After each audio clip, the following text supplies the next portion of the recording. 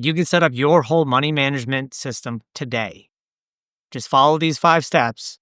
You'll be able to set up your money management system and you'll achieve peace with your money. Step number 1, choose your preferred method. Meaning, if you're going to use an app, use an app. Don't get caught up in which app you're going to use, which one's best, and all that type of stuff.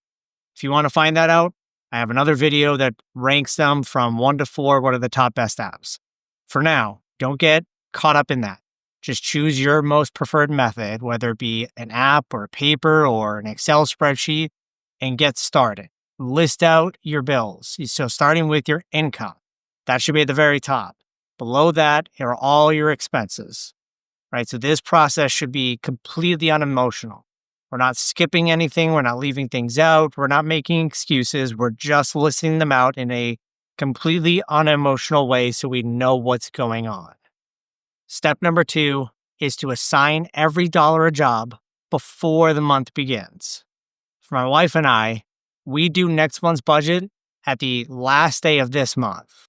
So that way we know next month exactly where every single one of our dollars is going, and we're telling it where to go, and we're making our money behave. Step number 3 is to choose the smallest debt that you have, regardless of your interest rate. Choose the smallest one and attack that one with everything you can scrounge up from your budget. So the momentum that you're going to create by attacking the smallest debt first is going to help propel you through the entire journey and actually make sure that you become debt-free. Step number 4 is to set a specific check-in date or time. If you have a spouse, this is going to be your weekly money date. It doesn't have to be fancy.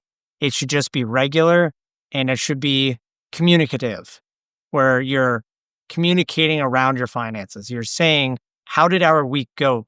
Did we fail this week? Did we succeed? Where do we need to improve? What progress have we made? Those questions should be answered.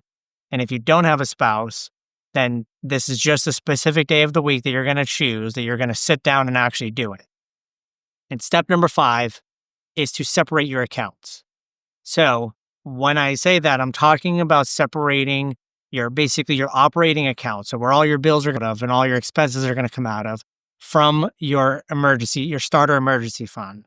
You should have that $1,000 sitting off to the side in a separate savings account. You don't want it mixed in with your regular checking account. That leads to temptation and you seeing that there's an extra $1,000 in there that you can dip into if you absolutely need to. That's not what the emergency fund is for. So that $1,000 emergency fund should be set aside and it should be specifically earmarked for an emergency, right? So things that are unplanned and are actual emergencies. Many of my clients have found that doing this actual separation, actually separating $1,000 out and putting it aside into a savings account leads them to thinking, okay, well, that money's over there. I'm not going to touch it unless there is an actual emergency. And that's the separation that we're trying to create in your budget. These steps are simple, and they're supposed to be simple because you should be able to scale them. No matter how much money you make, if you do these 5 steps on a consistent basis, you'll be able to scale it to whatever level. If you start off making $20,000 a year or you make $250,000 a year, the principles still stay the same.